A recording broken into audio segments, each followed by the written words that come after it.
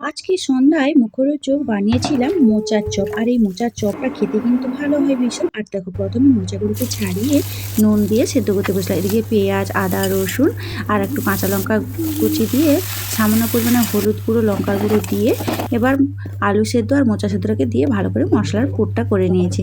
এদিকে বেসন, অল্প একটু চালের গুঁড়ো দিয়ে ভালো করে একটা ব্যাটার করতে হবে। তার সাথে নিয়েছি 1 চামচ কর্নফ্লাওয়ার, হলুদ গুঁড়ো, লঙ্কার গুঁড়ো আর স্বাদ মতো নুন আর একটুখানি ফুড কালার। ব্যাস, এটা ভালো করে মিশিয়ে নিতে হবে। ভালো করে মেশানো হয়ে গেছে, এখন একটা সাইডে করে দিলাম। এবার এই যে মোচার চপ বানানোর জন্য মোচার আর মানে ছোটো ছোটো বল করে নিয়ে নিচ্ছি। এবার এভাবে চাপটা করে নিলাম। আর ওই যে ব্যাটারটা দেখছো, ওর সাথে কিন্তু খাবার সোডা আর একটু গরম সাদা তেল দিয়েছি।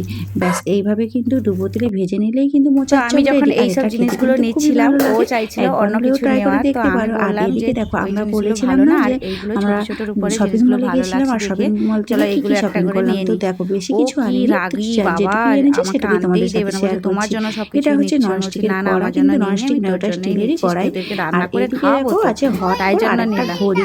তো কেমন রান্না লাগলো করে কমেন্ট খাওয়াবো করে তো, ওটা অবশ্যই ঘুরতে তোমরা টুরতে জানিও গেলে আজকের ওই ভিডিওটা। কড়াইটা নিয়ে যাবো, আর দিয়ে দেখা ওখানে হচ্ছে গিয়ে খুব রান্না করবো। শিগগিরই নতুন একটা ব্লগে। খুব দেখবি। ভালো থেকো, সুস্থ থেকো, টাটা।